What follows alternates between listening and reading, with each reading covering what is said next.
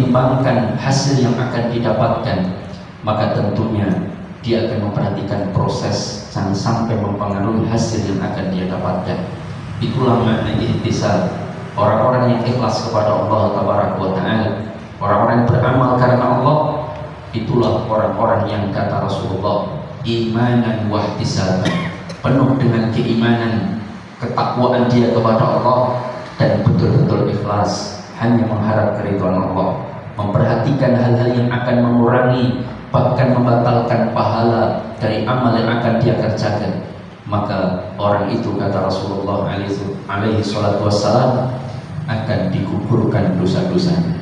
Makanya sampai malaikat berdoa kepada Allah dan diaminkan oleh baginda Rasulullah sallallahu alaihi wasallam. Yang berdoa adalah malaikat yang terbaik, malaikat yang paling dekat dengan Allah, malaikat yang dijuluki Ruhul Amin, malaikat yang dijuluki Ruhul Kudus, yang kemudian bermunajat kepada Allah dengan mengatakan celaka orang yang mendapatkan Ramadan dan selesai dia tidak diampuni dosa-dosanya oleh Allah. Dan ketika doa itu disampaikan oleh malaikat Jibril, kemudian diaminkan manusia terbaik di atas muka bumi, yaitu baginda Rasulullah sallallahu alaihi wasallam. Maka harus betul-betul kita perhatikan bahwa sesungguhnya Ramadan ini adalah kesempatan yang Allah berikan kepada umat Nabi Muhammad alaihi salatu wassalam yang umur mereka itu pendek-pendek. Rasulullah mengatakan umur umatku itu baina sittin wa sab'in, antara 60 hingga 70 tahun. Kita tahu umur umat Nabi sebelumnya. Nabi Musa ada yang menyebutkan umurnya 176. Apalagi Nabi Nuh alaihi salam, beliau berdakwah saja 950 tahun. Belum lagi umur ketika diangkat menjadi nabi. Maka andaikan umur 40 beliau diangkat menjadi nabi, terus dia berdakwah 950 tahun, berarti umurnya kira-kira 100.000 tahun. Bayangkan berapa amal yang telah beliau kerjakan, begitu banyak. Maka Allah Subhanahu wa Ta'ala yang menjadikan umur umat Nabi Muhammad SAW itu singkat-singkat, baina sittin wa sab'in, tapi Allah memberikan keadilan dengan diberikan syahrul Ramadan, yaitu merupakan waktu yang teramat sangat istimewa untuk kita memanen pahala sebesar-besarnya dan cara kita untuk melebur dosa kita sebanyak-banyaknya. Maka Ramadan itu artinya membakar segala kesalahan dosa-dosa kita, meleburkannya, dan mudah-mudahan kita semuanya bisa menjalankan syahrul Ramadan dengan sebaik-baiknya. Allah Tabaraka wa Ta'ala menyebutkan di dalam surah Az-Zumar ayat 10. Apa bunyinya itu? Surah Az-Zumar ayat 10. Innama yuwaffas sabiruna ajrahum bighairi hisab. Sesungguhnya orang-orang yang bersabarlah, yang kata Allah Subhanahu wa Ta'ala yuwaffa, akan disempurnakan ajrahum, pahala bagi mereka, bighairi hisab, tanpa perhitungan. Sebagian para ulama mengatakan bahwa sesungguhnya Siyamul Ramadan itu adalah satu amal soleh yang bisa mendatangkan pahala paling besar. Alasan para ulama paling tidak ada dua. Pertama, karena Allah sendiri mengatakan dalam hadis qudsi, puasa itu untukku dan aku sendiri akan memberikan pahalanya. Kalau amalan-amalan lain ditetapkan, dicatat oleh malaikat sesuai dengan ilmu yang Allah Subhanahu wa Ta'ala berikan kepada mereka. Tapi berkaitan dengan puasa, puasa itu untukku dan aku sendiri akan memberikan pahala. Kalau satu amalan-amalan tertentu sudah disebutkan kadar pahalanya dan bisa Allah lipat gandakan sesuai dengan kehendak Allah, misalkan jenengan melayat takziah, kemudian mensolatkan jenazah tersebut, maka Allah akan memberikan pahala 1 qiraat. 1 qiraat itu sebesar gunung Uhud misalkan.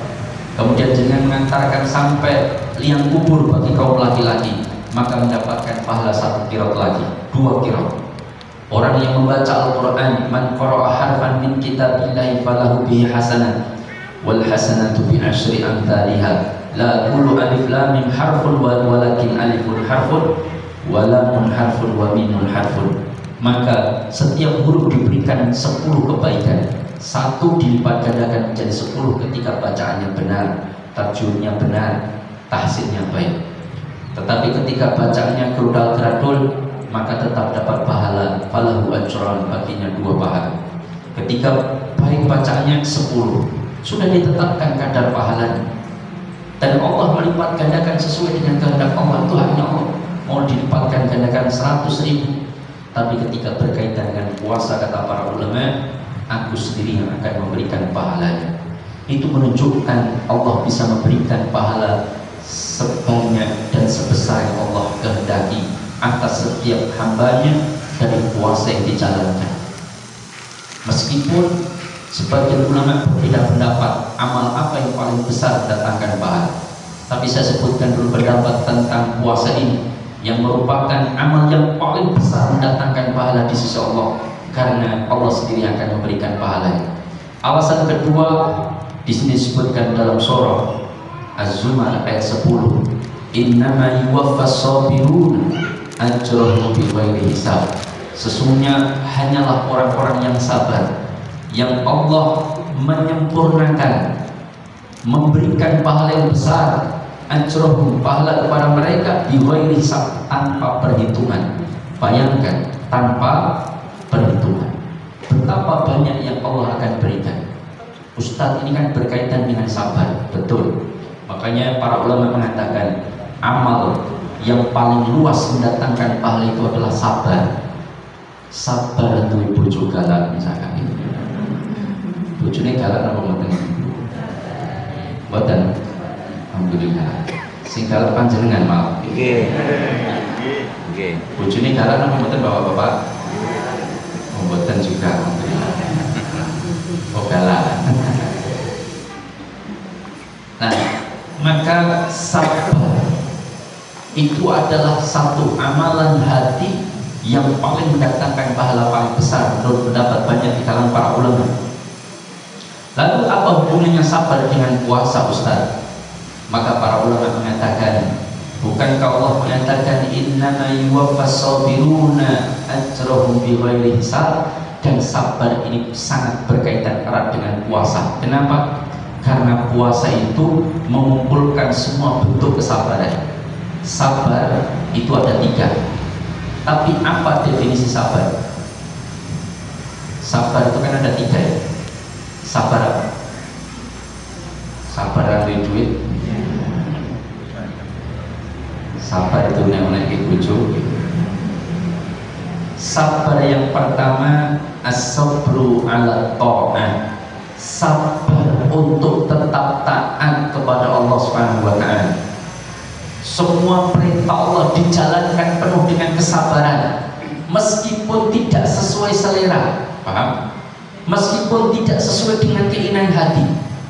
Waktu pengen tampil seksi misalnya, saya itu pengen tampil trendy, tapi Al-Quran memerintahkan tutup auratmu dengan hijab yang syar'i yang benar. Dia sabar melakukan itu. Meskipun dia memiliki tubuh yang indah, dia bisa pamerkan, tapi dia sabar menutupnya dan tidak pamerkan. Itulah sabar dalam ketaatan.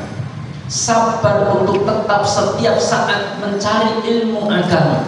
Sabar untuk duduk di majelis taklim. Sabar nunggu ustadz rata-rata misalnya. Sabar dengan dia duduk di majelis ilmu meskipun dengan geringingan, meskipun dengan pegal, jika nyemplungi kotak infak barang, maka semua itu butuh kesabaran. Sabar untuk tetap sholat 5 waktu subuh, sabar untuk dijalankan. Maka semua itu butuh sabar. Kapan kita berhenti taat? Ketika kita sudah wafat, maka perintah itu sudah selesai. Kita sudah masuk ke alam barzakh, dan di alam barzakh itu hisabun bila amal. Tidak ada amal kecuali hanya hisab. Sedangkan di dunia ini al-amalu bila hisab, amal tanpa hisab.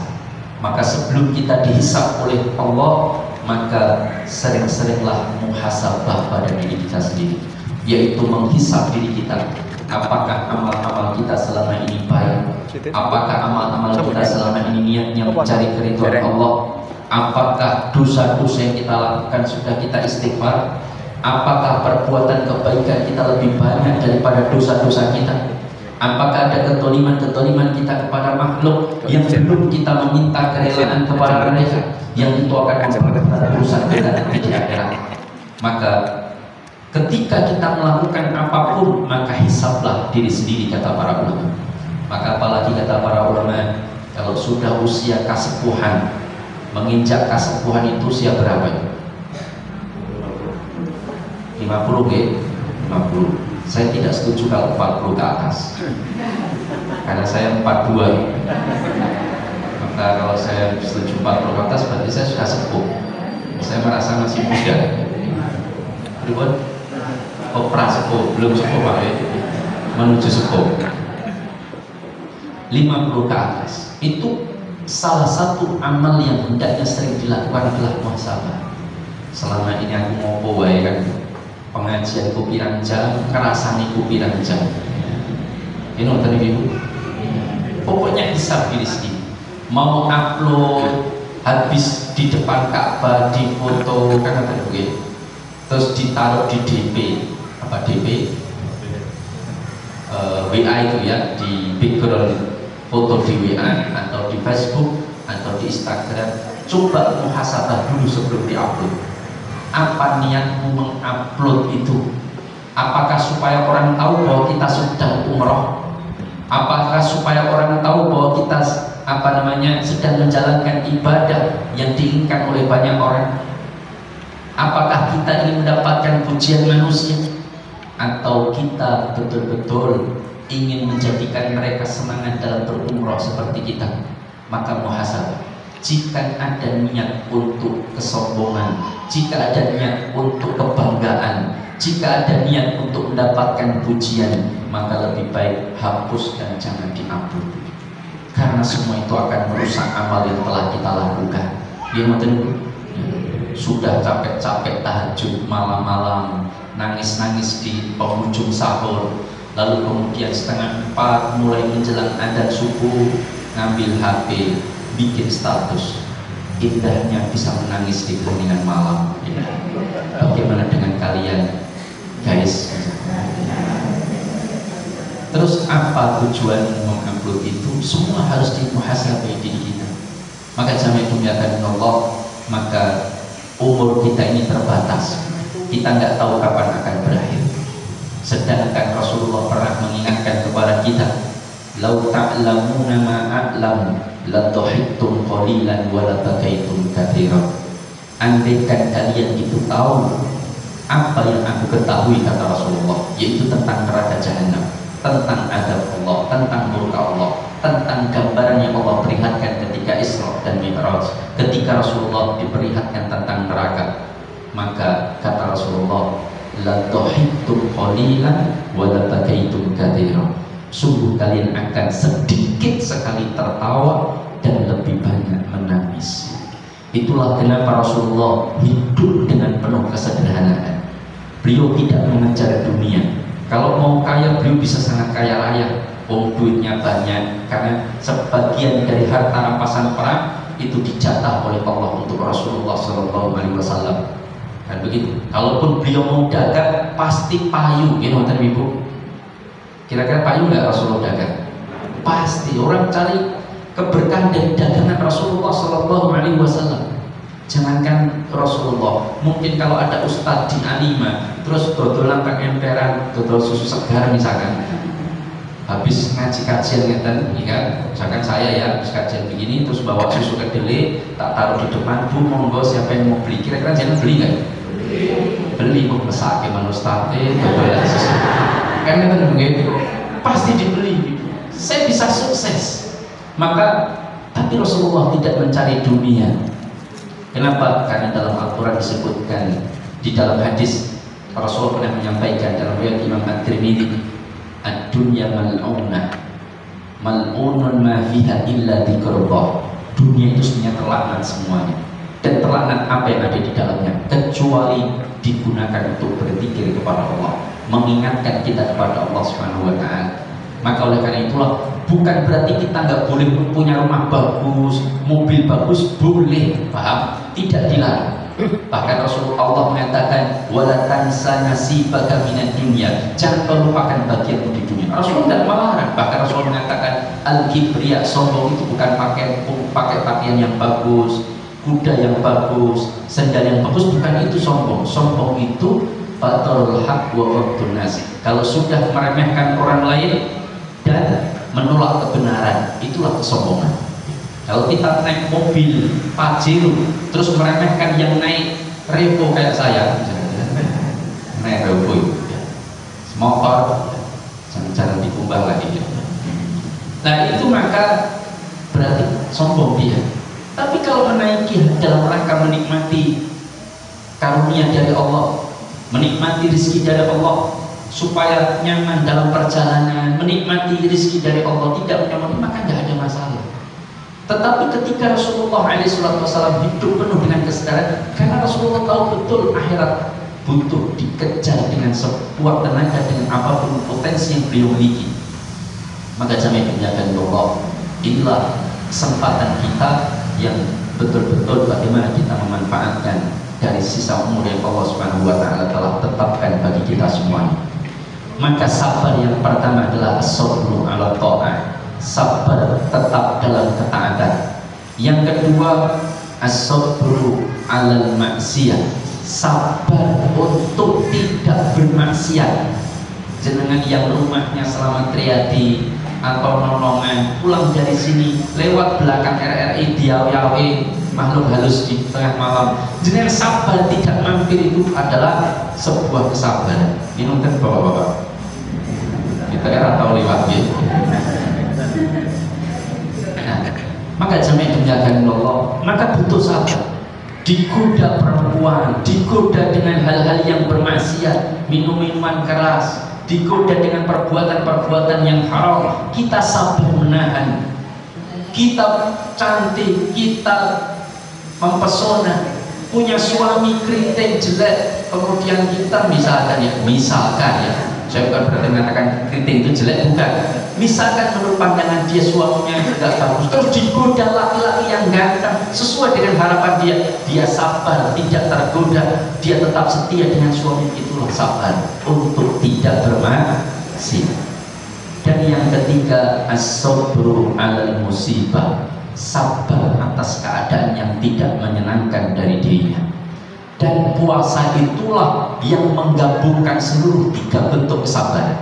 Pertama, kita sabar untuk tetap taat menjalankan puasa, itu butuh kesabaran. Kita sabar untuk tidak makan rengginang, tidak makan mendoan di siang hari ini, karena dilarang. Ya tidak. Kita sabar untuk tidak melakukan hubungan suami istri di siang hari, meskipun cemepak misalkan. Artinya kita betul-betul sabar untuk menahan itu, karena itu dilarang dilakukan di siang hari di bulan Ramadan. Dan kita sabar ketika kita puasa, capek bekerja sebagai tukang misalkan, capek bekerja sebagai pegawai di sebuah perusahaan misalkan, dengan rasa lapar yang berat, dengan rasa letih yang kuat, kita sabar menahan musibah itu, kita sabar menahan sesuatu yang tidak menyenangkan. Maka itulah puasa menggabungkan tiga bentuk kesabaran ini. Maka inilah yang bisa mendatangkan pahala paling besar. Innama yuwaffas sabiruna ajrahum bighairi hisab. Maka Allah akan memberikan pahala yang tanpa batas. Maka inilah bentuk bagaimana kita untuk sabar. Tapi kalau sudah puasa siang-siang munggiris kula wae, aduh panas e koyo ngene, poso meneh sisan. Luwe wetengkuhan, alah malah es cendol lewat barang kan misalnya. Maka ini bentuk hal-hal yang mungkin mengurangi nilai kesabaran. Maka sabar itu kata para ulama meneguhkan hati untuk tetap taat kepada Allah Subhanahu wa Ta'ala dengan menjalankan perintahnya, menjauhi larangannya, dan sabar untuk tetap taat menerima setiap takdir Allah Tabaraka wa Ta'ala. maka itulah sabar. Maka puasa ini sebetulnya merupakan amal yang bisa mendatangkan pahala yang sangat besar, yang bahkan Allah Subhanahu wa taala memberikan pahalanya bi ghairi hisab, tanpa perhitungan. Terserah Allah, Allah mau memberikan pahala seluas langit dan bumi, itu haknya Allah tabaraka wa taala. Maka semua itu sangat bergantung dari tingkat kesabaran kita, dan yang kedua tingkat mengingatkan kita kepada Allah Subhanahu wa taala. Karena begini, para ulama salah satunya Imam Ibnu Qayyim mengatakan, amal yang paling mendatangkan pahala paling besar selain tadi sabar di dalam menjalankan amal itu, yaitu seberapa besar amal itu mengingatkan kita kepada Allah. Makanya Rasulullah mengatakan, ala unabbiukum bi khairi a'malikum wa azkaha 'inda malikikum wa arfa'iha fi darajatikum wa khairul lakum min infaqid dhahabi wal warid wa khairul lakum min an talqaw aduwakum fatadribu a'naqahum wa yadribu a'naqahum. Qalu bala ya Rasulullah, qala dzikrullah. Bukankah Allah menyatakan, aqimis sholata li dzikri, tegakkan sholat untuk mengingatku. Maka kalau jenengan ingin melakukan satu amalan, itu yakinlah bahwa amal itu akan mendatangkan paling besar pahalanya. Itu diukur dari seberapa besar panjenengan dalam melakukan amal itu mengingat Allah Subhanahu wa taala. Kalau jenengan sholat melakukan takbiratul ihram misalkan, Allahu Akbar, ketika membaca Allah dia ingat Allah. Tapi ketika baca doa istiftah misalkan, Allahumma barik baini wa baina khataaya, kemudian baca surah Al-Fatihah, dia baca dengan lancar tanpa tanpa lupa. Tapi ketika baca surah An-Nas, qul a'udzu birabbin nas, malikin nas, baru dia sadar, aku harus maca Al-Fatihah dulu. Kenapa? Karena ketika dia baca surah Al-Fatihah, dia tidak mengingat Allah. Yang diingat itu pasar legi, pasar klewer, kemudian toko kelontongnya rame apa sepi kan. Tapi mulutnya ngomong doa, membaca Al-Quran, tapi ingatannya kemana-mana. Itu menunjukkan dia tidak ingat Allah Subhanahu wa taala. Maka sejak dia takbiratul ihram sampai salam, seberapa besar dia selalu mengingat Allah dengan mentadaburi setiap bacaan-bacaan yang dia baca, karena dia paham sami Allahu liman hamidah, Allah itu telah mendengar dari setiap pujian-pujian yang hamba ucapkan. Maka saat itulah amal pahala kita akan kita dapatkan yang paling besar, termasuk puasa. Selama kita berpuasa, kita menahan diri hal-hal yang membatalkan puasa dan hal-hal yang membatalkan pahala puasa. Kita selalu mengingat Allah, maka seberapa besar kita sabar dan mengingat Allah, itulah yang akan meraup pahala paling besar di sisi Allah tabaraka wa taala. Kalau puasa mesti turu-turu kan itu gitu. Pada sahur turu, tangi jam 9:30, atus angop turu meneh. Habis itu tangi-tangi jam 12. Dipaksa boe mangkat di masjid, mbok tak mangkat di masjid. Ning masjid salam lekaran turu tekan asar. Habis itu bangun-bangun maghrib. Ya dia dapat mengingat Allahnya sangat kecil. Tapi kalau dia dalam puasa, dia selalu ingat Allah, berzikir terus menerus kepada Allah dengan membaca Al-Quran atau zikir-zikir yang dianjurkan, maka itulah yang akan mendatangkan pahala paling besar.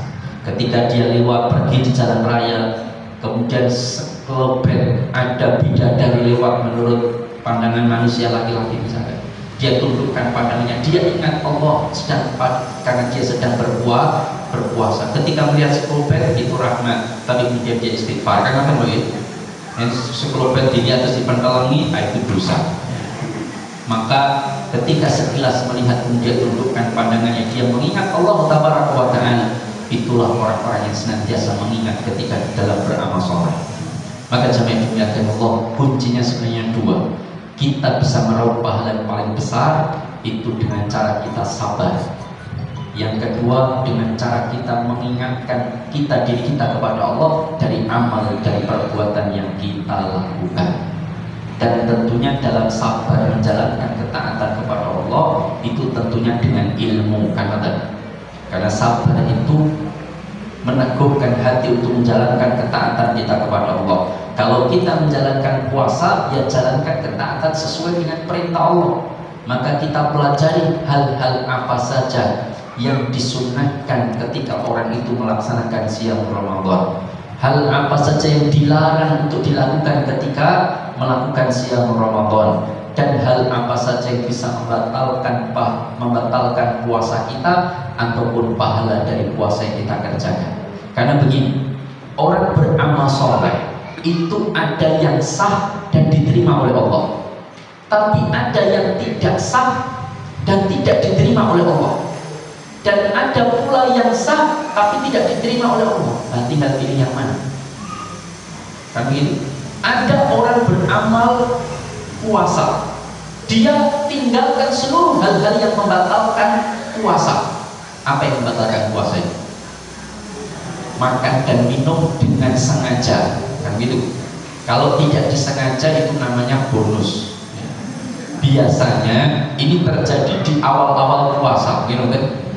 Raketingan biasanya sarapan kan, terus puasa jam 9:30 enten telepon diplok,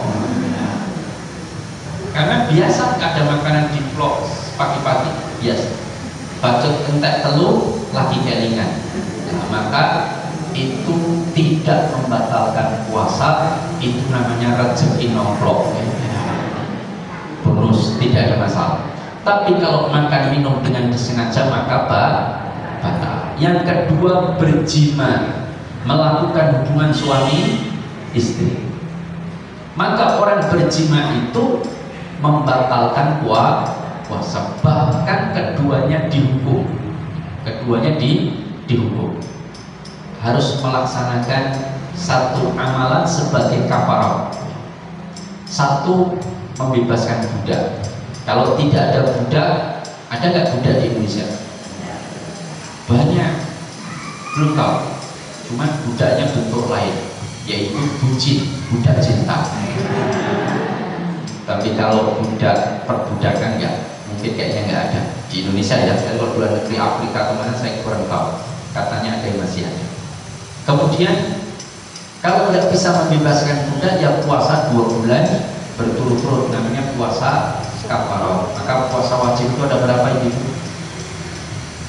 Berapa puasa wajib? Ada berapa? Enggak, puasa wajib itu ada berapa bentuk? Satu jelas Ramadan ya. Kedua ya ada 3. Puasa nadar. Yang ketiga puasa kafarah. Nah, kalau nggak bisa menjalankan siam Ramadan, Ustaz, jangankan 2 bulan Pak Ustaz, kalau sesasi Ramadan ini nyelonong, soalnya bojo kula isih 19 tahun Pak Ustaz misalkan, maka dia nggak kuat, ya sudah diganti dengan memberi makan fakir miskin sebanyak 60 orang atau 60 paket makanan, itu dibagikan kepada fakir miskin. Nah, itu ketika melanggar melakukan hubungan siang. Ustaz, kalau saya dipaksa istri Ustaz, misalkan ya, ada nggak ya? Ada atau tidak? Oh betul.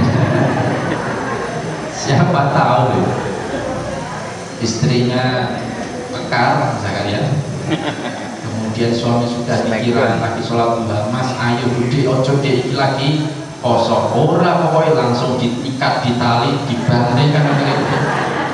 Siapa tahu, Allah Ta'ala. Maka kalau orang itu dipaksa, misalkan istrinya dipaksa, maka istrinya tidak membayar kafarah karena dipaksa. Tapi kalau suaminya yang memaksa, dia membayar. Tapi kalau dua-duanya kerelaan, dua-duanya membayar. Nah, ini membatalkan puasa. Ada pula yang ketika orang itu mimpi basah. Siang hari dia bermimpi melakukan hubungan suami istri, ternyata keluar mimpi basah. Batal atau tidak? Batal atau tidak? mimpi di siang hari, mimpi berhubungan suami istri dan keluar spermanya, maka batal nggak puasa? Ya, ijma jumhur ulama mengatakan tidak. Itu bonus tuh pera-pera ibu ya. Islam itu ada bonus-bonus. Maka mimpi di siang hari tidak membatalkan puasa. Kenapa? Karena di luar kesadaran dia, paham? Itu kan dia mimpi. Nah, yang membatalkan bentuk lain itu adalah melakukan istimna. Itu batal. Apa istimna itu? Bapak-bapak, apa? Istimna. Merayu. Bukan istisna. Kalau istisna itu pesan barang untuk dibuatkan. Ini istimna. Apa istimna? Istimna itu kalau laki-laki namanya onani, kalau perempuan namanya masturbasi. Nah, dia kan dengan sengaja, dengan kesadaran, maka perbuatannya itu membatalkan puasa, maka tidak boleh. Nah, ini salah satu yang membatalkan puasa. Yang membatalkan puasa yang lain apa? Yaitu keluar darah haid dan nifas.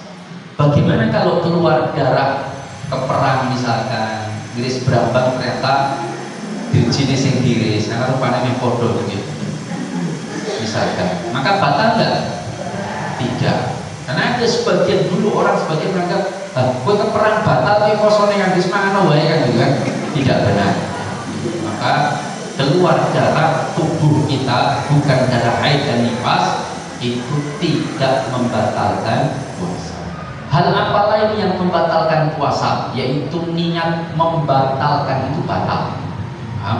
Contoh, misalkan saya pergi ke Jakarta, saya lewat darat, lewat Pantura, sampai Kartosuro, dari rumahnya di Genta, sampai Kartosuro, ternyata AC mobil mati, panas, siang hari tengah terik matahari, awais lemes, kemudian padahal puasa, saya niatnya memang tetap puasa, meskipun safar kan boleh itu tidak berpuasa, tapi saya tetap niat puasa. Tapi sampai Kartosuro, berat ini niat puasa terus kan, wis sampai mas, ID batal kiwai, saya bilang sama supir, wis kita batal aja, nanti di Boyolali atau Solo Tigo cari makan Padang. Cari makan Padang, kita mampir. Siap Pak Ustadz. Ternyata sampai Solo Tigo, rumah makannya petang kabeh. Maksudnya tutup, nggak Padang. Maka akhirnya ya saya nggak dapat makan. Mau cari di supermarket cuma makan tuku roti sama makanan, tutup semua karena hari pertama puasa menghormati semuanya tutup. Ini podo luwe yang ini mending tak posoneh wae karena kan sudah nggak bisa, batal meskipun belum makan dan minum karena sudah niat membatalkan, paham ya? Nah, itu contoh hal-hal yang membatalkan puasa. Kemudian yang membatalkan puasa ini adalah muntah dengan sengaja. Misalkan aku koyo orang murapi nek tak muntah dhisik, misalkan dimasukkan jarinya, dipegang tuh amandelnya, kemudian dikeluarkan, maka batal puasa. Tapi kalau muntah tidak disengaja, itu tidak membatalkan puasa. Tapi kalau muntah tidak disengaja, terus kok dimuntahin metu daging iwak empal terus dipangan karena maniman, misalkan, maka batal karena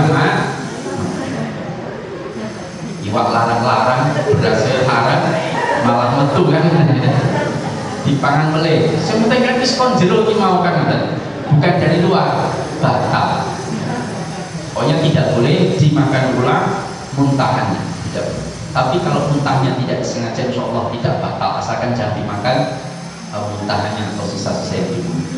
Nah, ini tentang hal-hal yang membatalkan puasa. Yang tidak membatalkan banyak, yang kadang dianggap orang membatalkan. Ustaz, saya di pagi hari berjima dengan suami, tapi ternyata selesai jima mau makan ada Ustaz, belum mandi saya, apakah puasa boleh? Boleh, paham? Karena memulai puasa tidak diwajibkan dengan suci dari hadas besar, kan tidak. Maka tidak mengapa puasa saja teruskan. Cuman rasa kan boleh ya. Nah, maka silakan. Itu tidak mengapa. Cuma nanti mau sholat subuh ya mandi besar. Tapi tidak masalah. Tapi kalau melakukan hubungan suami istri selesai adzan diulangi ronde kedua batal karena sudah ada, paham? Karena sudah ada. Tapi maka adzan dia wajib berhenti. Ini tentang hal-hal yang membatalkan puasa dan yang tidak membatalkan puasa. Ada hal yang lain yang tidak membatalkan puasa yang kadang-kadang dianggap membatalkan. Contohnya adalah berbekam atau donor darah. Itu tidak membatalkan puasa, tetapi Rasulullah dalam satu riwayat pernah melarang orang yang berpuasa itu berbekam. Kalau dikonversikan, dikiaskan ya mungkin donor darah, fasdu dan lain sebagainya, maka dilarang. Kenapa? Karena dikhawatirkan nanti ketika berbekam, fasdu atau donor darah, dia menjadi lemes dan kurang aktif dalam beramal soleh. Itu yang dikhawatirkan Rasulullah. Tetapi dalam riwayat lain Rasulullah itu pernah puasa dan berbekam. Paham? Oh, berarti maka diambil kesimpulan para ulama, bagi mereka yang berbekam, donor darah, diambil sampel darahnya, itu tidak berpengaruh dengan aktivitas amal solehnya, maka atau tidak menjadikan dia lemes berat dalam berpuasa, maka tidak mengapa. Tapi kalau berpengaruh besar terhadap fisik dia, menjadi lemes, ngantukan, berat untuk puasa, maka lebih baik jangan berbekam pada saat berpuasa. Wallahu ta'ala a'lam.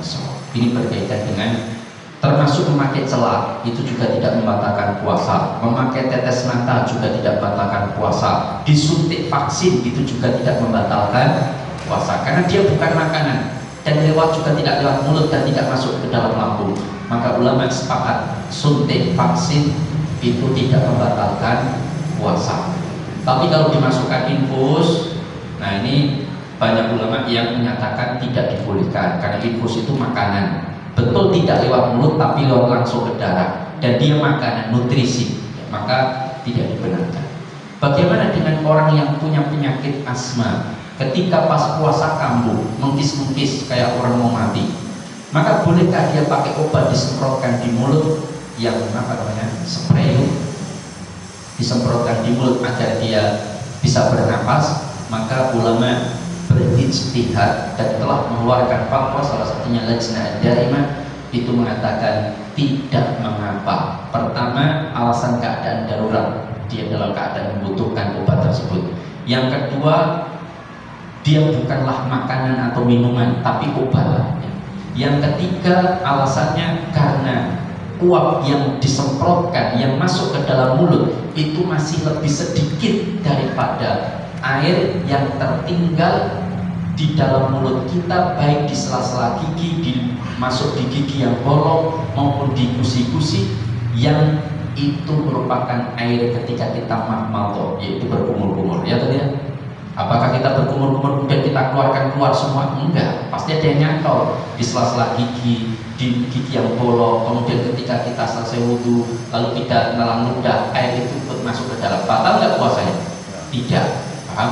Dan jumlah itu masih lebih besar daripada uap yang disemprotkan di dalam mulut, sehingga ulama sebagian berpendapat bahwa menyemprotkan uap ke dalam mulut orang yang sedang berpuasa dari mereka yang karena penyakit asma itu dimaafkan, ditolerir dan tidak membatalkan puasa.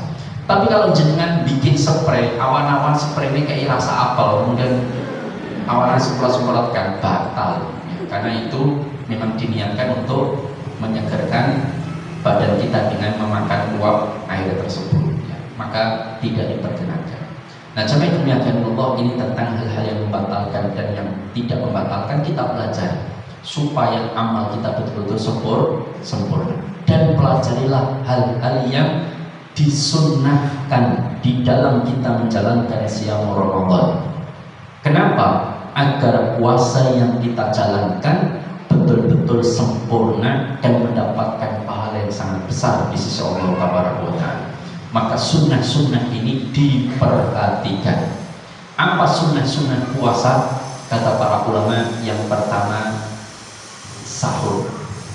Jenengan itu kuat puasa tanpa sahur, silahkan. Tetapi saya tetap menganjurkan, para ulama menyampaikan, bersahurlah. Karena di sahur itu kita tidak sekedar mencari ransum makanan, tetapi kita mencari keberkahan. Karena Rasulullah menyatakan, tasahharu fa inna fis sahuri barakah. Bersahurlah kalian, karena sesungguhnya di dalam sahur itu ada keberkahan. Yang kedua, mengakhirkan sahur. Mengakhirkan sahur. Ustadz, saya sahur jam 10 malam, boleh nggak Ustadz? Boleh, tapi itu makan malam, bukan sahur. Paham? Sahur itu range jaraknya itu disebutkan dalam sebuah hadis. Rasulullah memerintahkan, bersahurlah kalian ketika Bilal mengumandangkan adzan. Adzan apa ibu? Adzan subuh. Adzan pertama. Ya, kalau dengan umroh di Madinah, di Masjidil Haram itu pasti ada adzan pertama. Ya, ada adzan pertama. Nanti kedua, adzan kedua itu adzan subuh. Adzan pertama fungsinya adalah membangunkan orang untuk tahajud atau sahur. Nah, itulah dari waktu kita untuk sahur. Tasahharu fa inna fis sahuri barakah. Dan apabila Abdullah Ummi Maktum mengumandangkan adzan, maka kata Rasulullah, berhentilah karena adzan subuh. Makanya cara membangunkan yang sesuai sunnah di dalam bersahur itu dengan mengumandangkan adzan. Bukan Pak D, Mbok D, sahur, ayo tangi. Wis jam 4 menika. Ada yang begitu? Ada. Ya, monggo, itu haknya masing-masing. Tetapi kalau ingin sesuai dengan sunnah, caranya adalah dikumandangkan adzan. Maka itulah cara membangunkan orang untuk sahur. Nah, ini range waktu. Yang lebih bagus lagi dari waktu di antara dua adzan ini, itu carilah waktu yang akhir. Kapan waktu akhirnya? Sebagian ulama berpendapat kira-kira 50 bacaan ayat Quran. Ini janjane tergantung saka sing maca.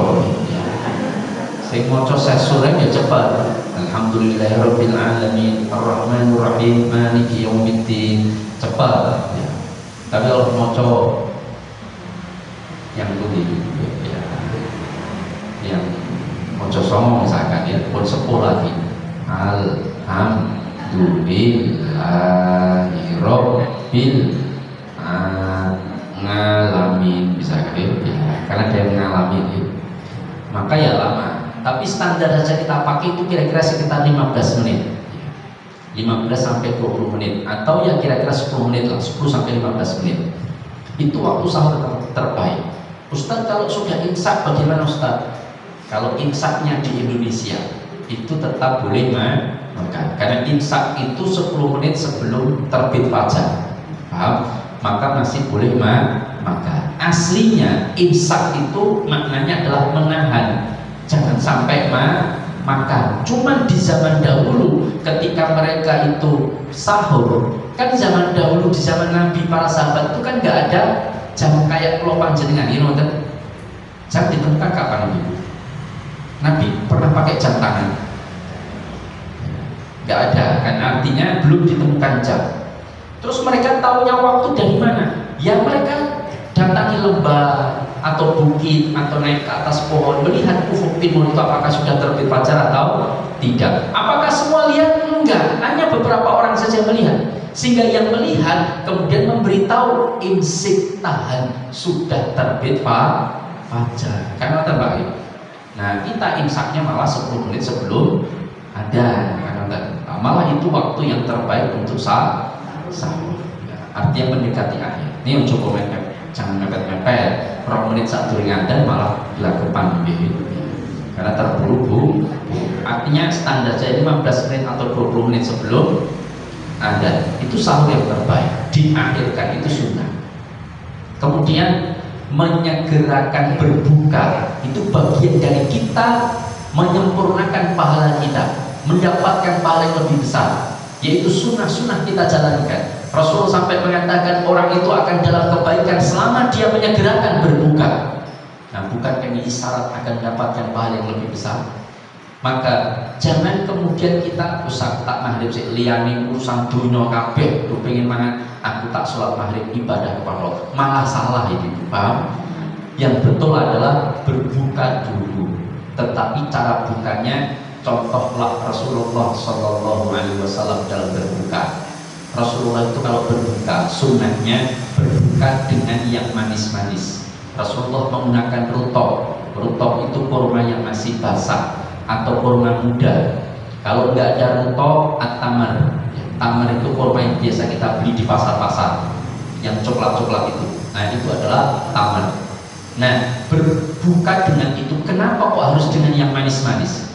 Ternyata para ahli kedokteran, ahli pangan sepakat bahwa ketika tubuh kita dalam keadaan habis tenaga, kemudian perut kosong, maka zat yang paling mudah diolah oleh lambung, oleh tubuh usus kita, itu adalah zat yang mengandung banyak glukosa. Karena itu akan mudah dicerna, mudah digiling, mudah diproses menjadi tenaga.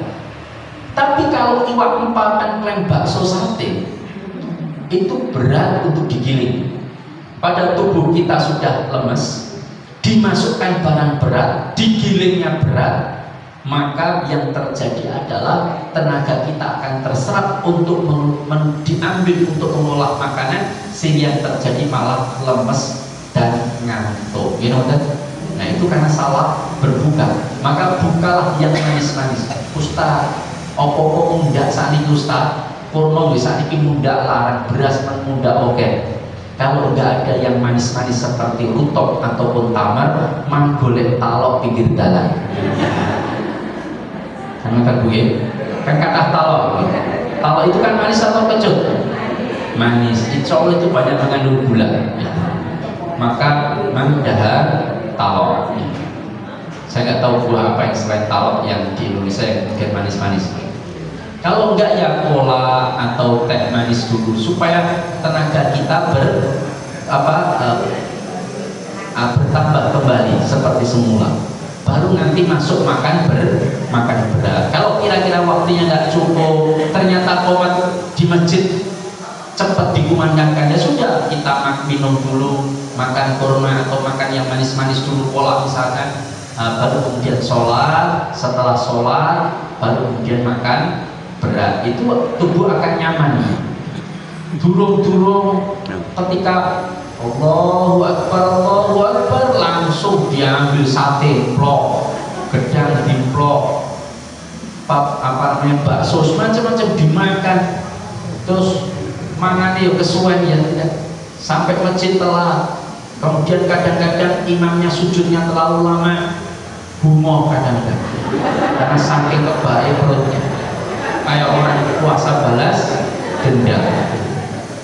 Kemudian gelegek terus kan masjid, itu kan berat. Nah, maka bukalah sesuai dengan sunnah, maka akan sehat insya Allah. Jangan puasa seperti orang balas dendam. Ketika ada langsung apa-apa disikat habis. Kadang-kadang berlebihan dalam makan. Salah satu hal yang perlu kita muhasabah itu adalah puasa itu sebetulnya janjani songirit itu. Nggih nonton Ibu.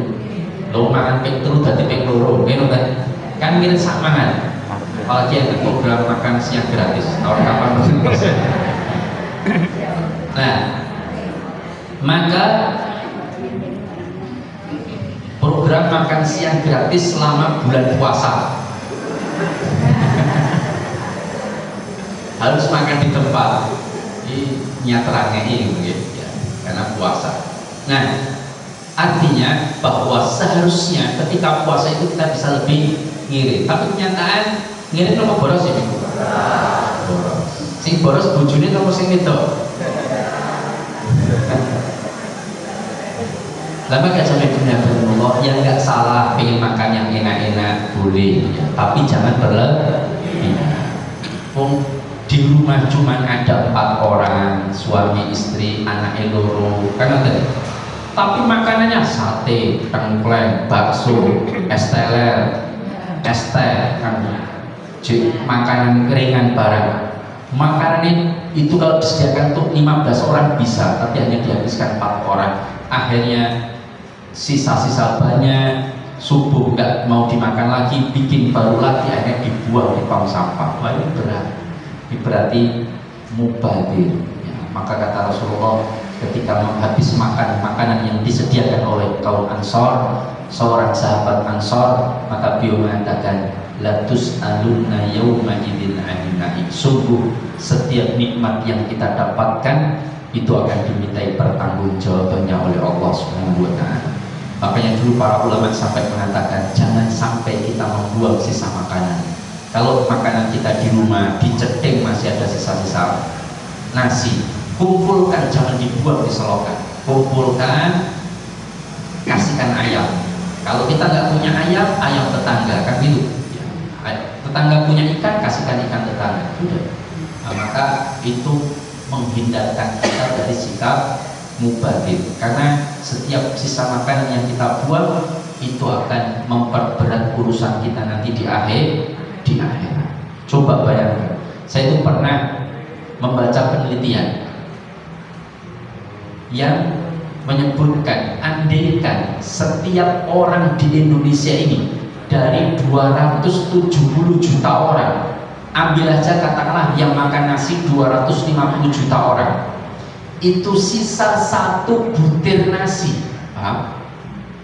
Itu dalam sehari itu sekian ton dibuang. Itu kalau 1 orang 1 butir nasi, bayangkan 1 gram itu pernah dicoba diukur, nanti jangan hitung ya, belum itu nomor nimbang sakon, terus dihitung bijinya berapa biji. Itu rata-rata sekitar 100 biji kalau nggak salah ya, 1 on. Kalau saya nggak salah ingat ya, baca penelitian itu 1 gram atau 1 on, 100 gram atau 1 on itu kira-kira sekitar 100 biji. Maka kalau 1 kilo berarti 1000 biji. Luwih kudune nggih. Pokoknya itulah, saya lupa. Pokoknya dihitung itu totalnya sekian ton setiap hari. Itu dibuang, dari setiap orang membuang 1 butir nasi. Makanya kita bermasalah, udah kita habiskan nasi tersebut, lauk tersebut sehabis-habisnya. Bahkan sampai Rasulullah mengatakan, jika kalian selesai makan, maka jilatilah jari-jari kalian atau minta untuk dijilati.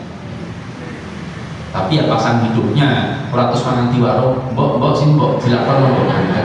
Ini sunnah mbok kan, yang nggak benar. Maka ya pasang hidupnya. Suami makan, habis itu yang jilati sisanya istri. Istri makan, yang jilati sisa di tangannya suami. Yang begitu siapa akan cari saya kasih hadiah? Nggak ada. Yang hari ini sebelum berangkat ke pengajian ini menyisir rambut suaminya siapa coba? Nggak ada. Siapa yang setiap hari ketika suaminya pakai baju, jenengan yang memakai, mas, pakaikan mas itu dikancingkan, siapa? Orang belas. Katanya dora romantis. Wah, berat. Rasulullah itu manusia amat sangat romantis terhadap istrinya. Bayangkan, istri yang mau naik unta, paha Rasulullah kadang dijadikan pijakan. Istrinya minum di 1 gelas, maka Rasulullah diminum di gelas yang sama. Bahkan Rasulullah itu kalau mau menempelkan bibir, misalkan ini bekas istrinya Aisyah misalkan, itu ketika habis diminum Aisyah mau diminum Rasulullah itu cari dulu di mana bibir Aisyah menempel, di sebelah Rasulullah akan menempelkan bibirnya. Jangan makan menemukan. Kenapa malah balik? Kan sebelah kiri diputar, ragil kena bekasnya bojone kan ada. Bahkan ada yang lebih parah, gelas itu masing-masing. gelas papa, gelas mama, gelas kakak, gelas adik, kan ada duit. Kok gelasnya dikut seneni, mas ini gelas dewi aku gak bekas tuh. Wah ini berat, ini suami istri yang tidak romantis sama sekali. Makanya gelas itu suami istri ya satu saja, di samping mirip malah tambah romantis. Ini nomornya dulu. Nah, maka jamaah dimuliakanillah, ini tentang sunnah-sunnah di dalam berpuasa. Kemudian berdoa ketika berbuka puasa, jangan lupakan. Mau berbuka itu ada waktu mustajab, silahkan doa dengan doa apapun. Ketika jenengan berbuka baca bismillah, kemudian minum atau makan, setelah itu jenengan telah berbuka, jenengan baca doa. Atau sebelumnya jenengan membaca Allahumma laka sumtu wa ala rizqika aftartu, silahkan selama tidak dinisbatkan itu hadis Rasulullah, karena riwayat itu dhaif menurut banyak di kalangan para ulama. Tapi selama tidak dinisbatkan itu doa Rasulullah, kita doa itu tidak ada masalah, paham? Oh, doa pakai bahasa Jawa tidak apa-apa, ya tidak. Saya mau berbuka itu waktu mustajab, terus kemudian atau jenenganlah berdoa, kemudian di waktu mustajab jangan berdoa sebelum berbuka. Ya Allah, ini waktu mustajab saya akan berbuka puasa. Ya Allah, mudah-mudahan tahun ini saya bisa rapi lagi misalkan. Boleh nggak itu? Boleh, doa apapun silahkan. Doa minum air zam-zam juga ada riwayatnya, tapi riwayatnya juga dhaif. Allahumma inni as'aluka ilman nafi'an wa rizqan wasi'an wa shifaan min kulli da'in wa amalan mutaqabbalan. Itu hadisnya ada tapi dhaif. Tapi boleh nggak saya baca doa itu? Boleh, paham? Asalkan jangan dinisbatkan ini doanya Rasulullah, paham? Nah, paling tidak ada riwayat meskipun dhaif, tapi jangan dinisbatkan karena hadisnya dhaif. Tetapi baca doa itu nggak ada masalah. Baca doa lain juga nggak ada masalah. Saya minum air zam-zam, kemudian saya tahu utang saya masih banyak, saya doa Allahumma kfini bihalalika an haramik wa aghnini bifadlika amman siwak. Boleh, tidak ada masalah. Yang penting doa di waktu-waktu mustajab atau keadaan yang mustajab itu sangat dianjurkan. Maka berdoa ketika berbuka puasa. Mau habis minum lalu kita doa dhahabat dhama'u wa tallatil uruqu wa tabatal anjur insyaallah. Itu doa yang diriwayatkan oleh Ibnu Umar dan hadis itu paling kuat dinilai oleh para ulama. Atau baca doa yang lain silakan. Maka jangan lupakan doa. Kemudian sunnah yang lain adalah memperbanyak qiraatul Quran.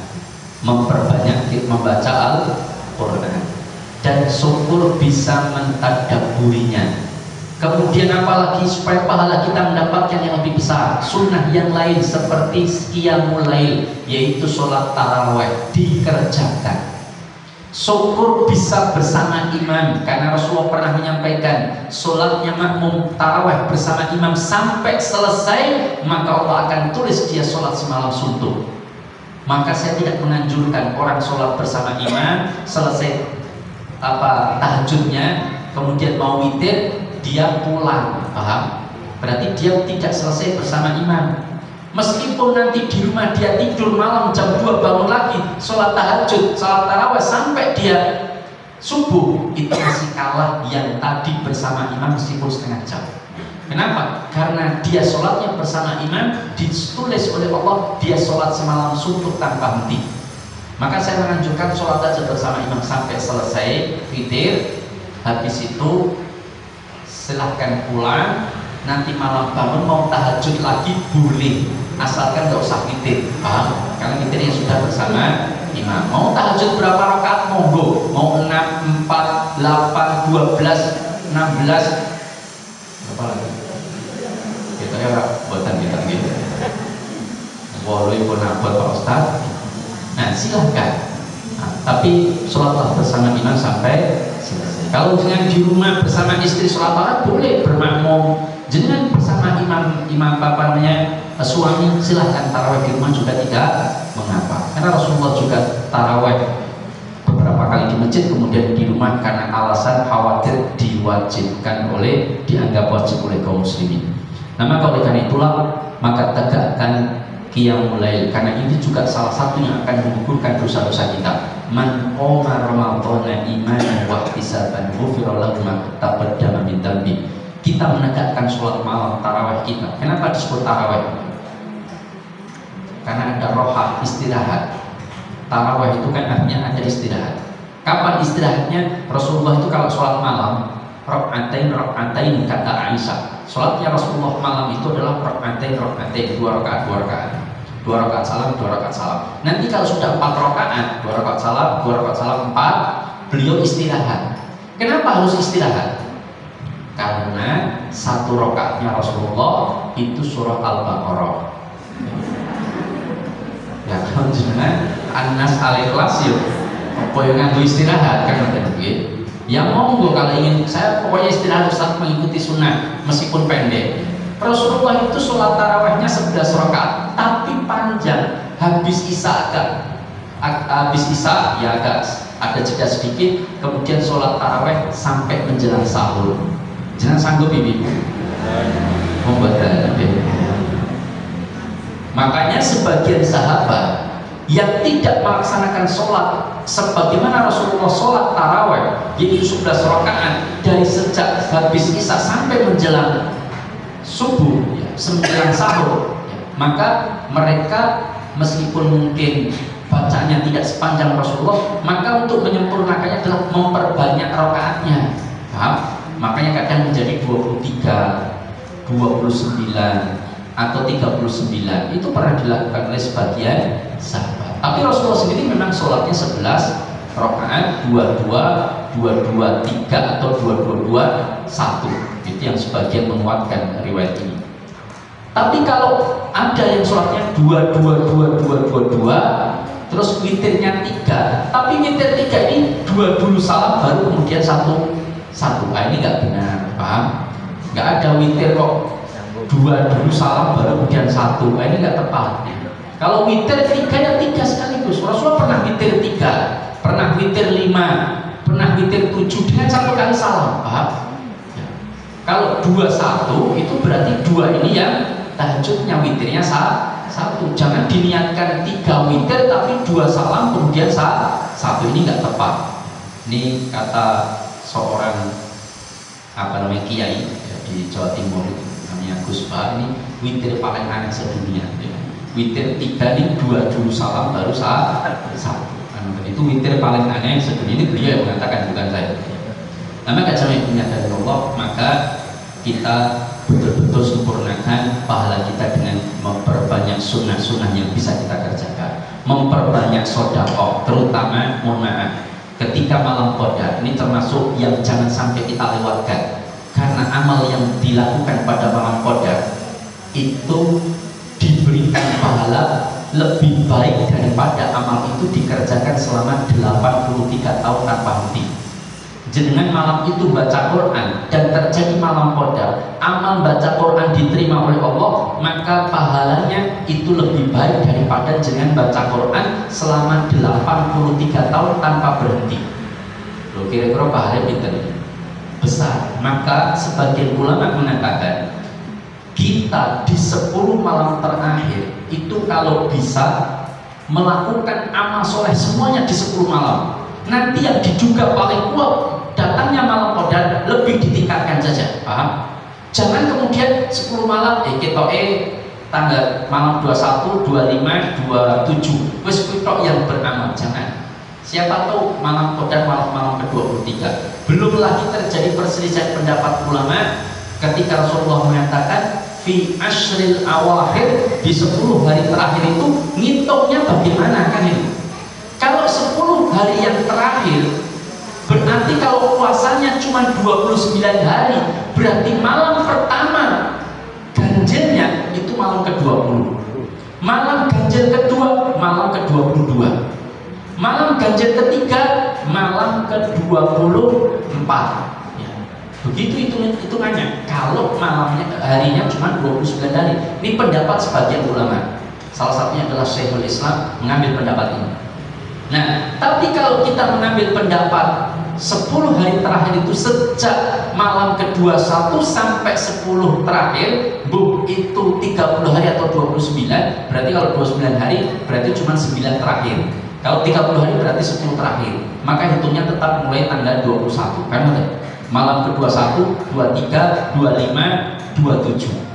Maka itu. Tapi kalau tadi menggunakan metode pertama, maka yang terjadi adalah Maka lebih baik sejak malam ke-20 kita betul-betul tingkatkan amal ibadah kita. Mudah-mudahan kita semuanya mendapatkan malam qadar. Amin ya rabbal alamin. Dan mudah-mudahan apa yang saya sampaikan ini bermanfaat, dan mudah-mudahan Allah Taala memberikan kesempatan kepada kita untuk menjalankan syahrul Ramadan di tahun ini dan bulan Ramadan di tahun-tahun yang akan datang, dan mudah-mudahan kita semua amalnya diterima oleh Allah, digugurkan dosa-dosanya, dan kita diangkat derajatnya dan dimasukkan ke dalam surga Allah Taala. Aku qouli hadza wa astaghfirullah wa lakum innahu huwal ghafurur rahim. Sebelum saya tutup, ada pertanyaan? Ada Pak Ustaz. Oh, ada. Ya, ini kebetulan sudah masuk, ada dua. Yang pertama, ini di luar topik Pak Ustaz. Misalkan ini nabung di organisasi, misal PKK, di sana kan ada bunga diambil dan dibelanjakan untuk parsel atau bingkisan yang nantinya akan dibagikan ke anggota dengan niatan untuk membersihkan harta dari riba, dan hukum orang yang menabung dan barangnya dibagikan itu bagaimana? Kemudian untuk yang kedua pertanyaannya, orang yang ikut andil membelanjakan barang-barang bagaimana? Kemudian apa yang kita lakukan apabila menerima pemberian tersebut? Itu untuk pertanyaan dari satu orang pertama. Untuk yang kedua langsung. Yang kedua, besok hari Senin sudah puasa Pak Ustadz. Bagaimana kalau hari ini masih puasa sunnah Kamis? Bolehkah? Jazakumullah khairan. Ya, terima kasih. Pertama berkaitan dengan bunga di PKK atau arisan. Ketika seseorang menyimpan uang di sana, mengumpulkan, kemudian ada simpan pinjam, dan di sana dipraktekkan sistem bunga, berarti terjadi pengambilan manfaat atas utang piutang. Baik itu dinamakan bunga, baik itu dinamakan administrasi, baik dinamakan infak wajib atas utang, maka semua itu adalah riba, maka tidak boleh. Gimana cara membersihkannya? Yang dihentikan praktek itu. Kemudian hasil ribanya kalau sudah terjadi terlanjur, kalau bisa dikembalikan kepada yang membayar. Tapi kalau nggak bisa, ya sudah disumbangkan untuk orang lain, bukan untuk dirinya saja, bukan untuk dirinya. Dan tidak boleh kita ikut andil terlibat dalam praktek tersebut. Ustadz, kalau kita belikan hasil bunganya itu kita belikan sembako, kemudian kita bagikan ke anggota, apakah itu bersih? Itu bukan membersihkan, itu namanya mengambil riba. Nah Ustadz, kalau sudah terlanjur, ya kalau membersihkan sudah sumbangkan untuk fakir miskin atau untuk sosial fasilitas umum, silakan kalau sudah terlanjur. Tetapi kita cabut modal kita dari praktek di PKK yang masih berjalan dengan sistem riba. Meskipun jenengan saya tidak mengambil bunganya Ustaz, saya nggak mau nombok SHU dari bunganya, saya cuma ikut nabung saja, jenengan ikut tetap menanggung dosanya. Kenapa? Karena dengan jenengan memberikan uang di sana, mengendapkan, itu sama saja modali panitia PKK untuk melakukan praktek riba. Itu yang pertama. Yang kedua, tentang puasa sunnah. Sedangkan hari Senin itu sudah puasa Ramadan, bagi yang mengambil wujudul hilal dengan metode hisab, sedangkan yang metode ru'yah masih menunggu sidang isbat. Kemudian Senin puasa, bolehkah saya Kamis berpuasa? Boleh, paham? Kenapa? Karena tidak tersambung. Bahkan tersambung pun, andaikan puasa Ramadan jatuh hari Jumat, kemudian jenengan sudah biasa puasa Senin Kamis, itu sebagian ulama masih membolehkan untuk berpuasa dengan syarat dia sudah menjadi kebiasaan, paham? Tapi kalau baru kali itu dia berpuasa, nggak boleh, harus memutus antara puasa sunnah dengan puasa wajib. Harus ada jeda, entah sehari, 2 hari atau 3 hari untuk tidak berpuasa. Apalagi ini hari Kamis, kan gitu kan? Puasanya masih Senin, berarti Kamis, Jumat, Sabtu, Ahad, masih setelah 3 hari nggak ada masalah, maka boleh, tidak mengapa. Meskipun saya tahu ada pendapat kalau sudah nisfu Sya'ban tidak boleh berpuasa, tapi saya tidak mengambil pendapat ini karena dibantah dalam riwayat Aisyah. Kami tidak mengetahui Rasulullah paling banyak berpuasa kecuali berpuasa yang paling banyak hampir sebulan penuh adalah puasa di bulan Sya'ban. Rasulullah paling banyak berpuasa. Wallahu ta'ala a'lam bishawab. Ada yang lain? Monggo silakan.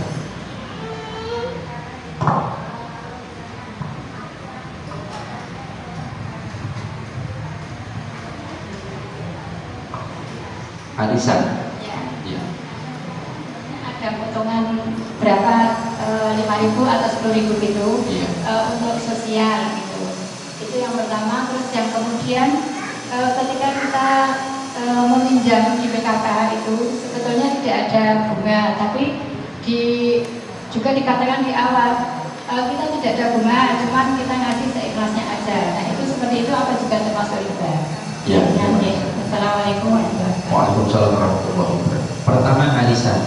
Arisan itu secara bahasa adalah al-qard at-ta'awun atau jam'iyah al-mutawid. Itu adalah kumpulan paguyuban utang piutang. Karena arisan itu sebenarnya juga utang piutang. Yang dapat diutangi yang nggak dapat, kan ada. Nah, di dalam konsep utang piutang tidak boleh mengambil manfaat apapun. Nah, saya hanya mengkhawatirkan, saya tidak menjustifikasi haram ya, tapi saya cuma mengkhawatirkan haram ketika dapat arisan kemudian dipotong. Bahasa sederhananya, dia dapat misalkan ya, ibaratnya kamu tak utangi loh, berarti kami semua utangi jenengan, tapi kami potong, kan gitu kan, untuk macam-macam. Nah, itu saya khawatirkan masuk kategori riba. Lebih baik arisannya berjalan sendiri tanpa potongan, tapi mereka diminta tiap bulan bayar iuran untuk urusan sosial. Itu dibedakan, paham ya? Jangan langsung motong arisan. Meskipun nanti ketika dia bayar dapat bayarnya dari bagian dari dapatnya arisan, nggak ada masalah. Tapi yang penting jangan kemudian dipersyaratkan untuk dipotong. Yang jelas begini, arisan sendiri, pokoknya setiap orang tiap bulan bayar 5.000 untuk sosial. Sudah selesai, nggak ada masalah. Kenapa? Sosial sudah ada sendiri, terus dipotong lagi.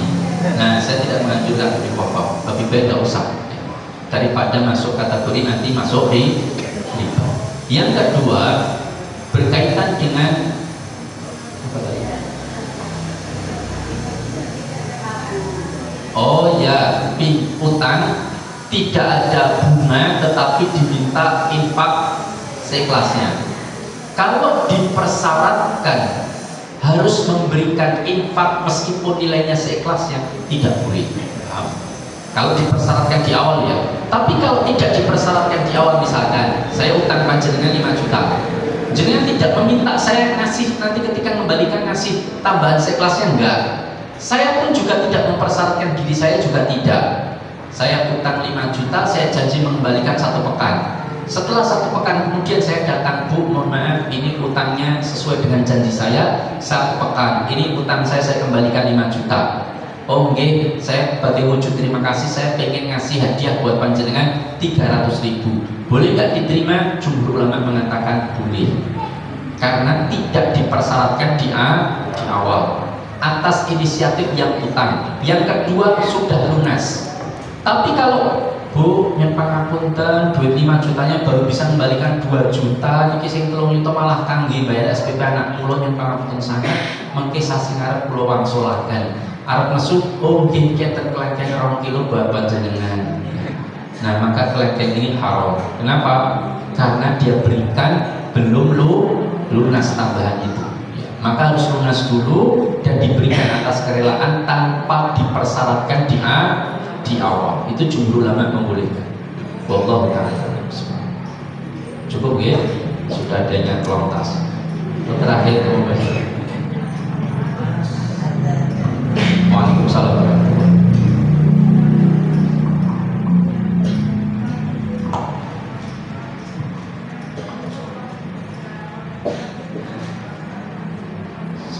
Saya nggak kedengaran ya.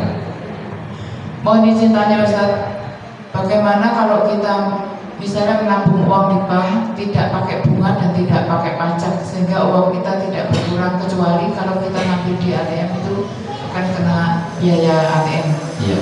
Itu dihitung riba atau enggak? Iya. Karena kita nabung itu walaupun tidak terima bunga, tapi meminjami untuk mereka berlaku riba. Ya. Terima kasih. Meskipun kita nabung di lembaga keuangan, ini yang mempraktekkan riba loh ya. Kalau keuangan syariah yang tidak mempraktekkan riba tidak apa-apa, paham? Tapi kalau di bank konvensional, meskipun tanpa bunga, tanpa administrasi, kita nabung di sana, meskipun tidak dapat bunga, tetap kita menanggung dosa riba mereka. Karena kita modali mereka untuk melakukan praktek riba, maka nggak boleh. Tapi kalau di bank syariah berjalan sesuai syariah nggak ada masalah. Ini ada beda.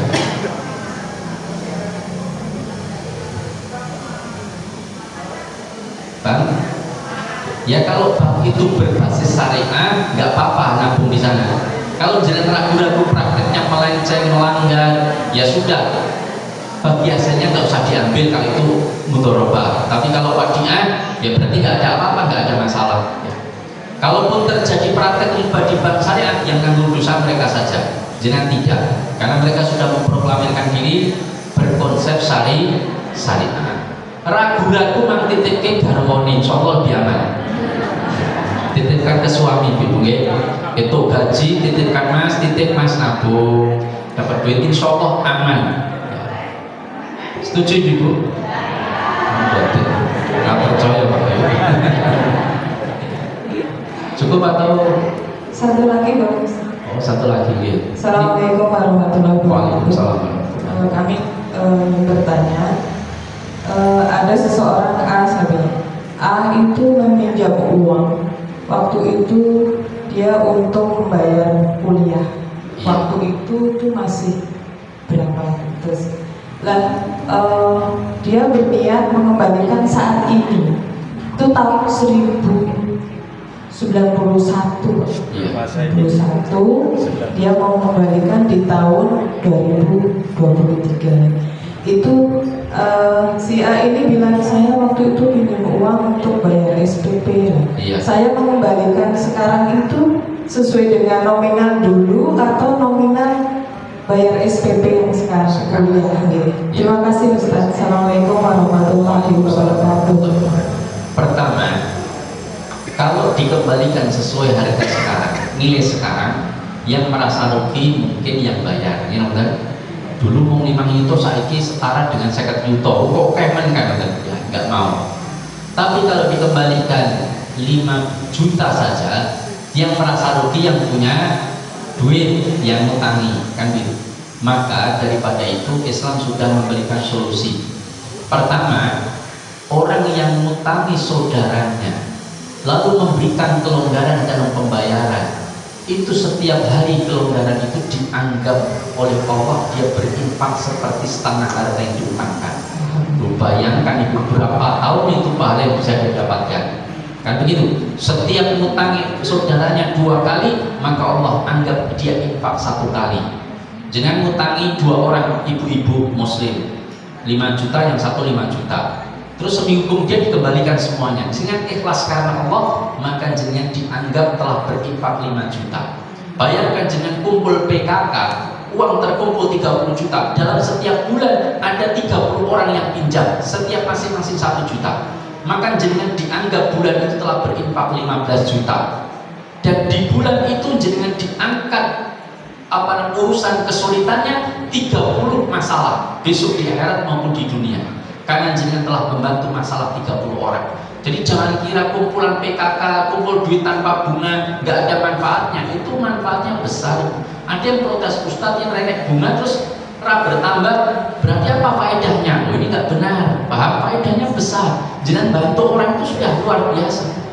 Kemudian solusi yang kedua, dalam Islam tidak melarang bagi yang utang loh ya, bagi yang utang untuk mengembalikan disamakan setara dengan nilai sekarang, paham? Dan itu lebih baik bagi yang berhutang. berhutang. Oh biar 5 juta itu setara dengan 50 juta. Terus tidak apa-apa tak keluarkan uang sekarang 50 juta. Bu, ini utang saya 5 juta saya kembalikan dan saya ingin ngasih hadiah dengan 45 juta. Boleh nggak? Boleh, asalkan berbarengan dengan pelunasan atau setelah pelunasan dan tidak dipersyaratkan di awal. Tapi bagi yang utang nggak usah minta disamakan dengan nilai sekarang nggak boleh.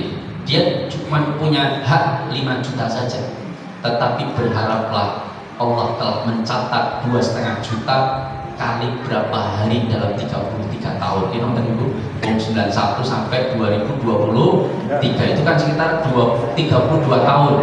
Seperti Pak Harto memimpin 32 tahun. Bayangkan pahalanya berapa? Yin ikhlas kan kata Ibu ya. Demikian. Cukup dari saya, mudah-mudahan bermanfaat. Aku qouli hadza wa astaghfirullah li wa lakum innahu huwal ghafurur rahim. Assalamualaikum warahmatullahi wabarakatuh. Waalaikumsalam.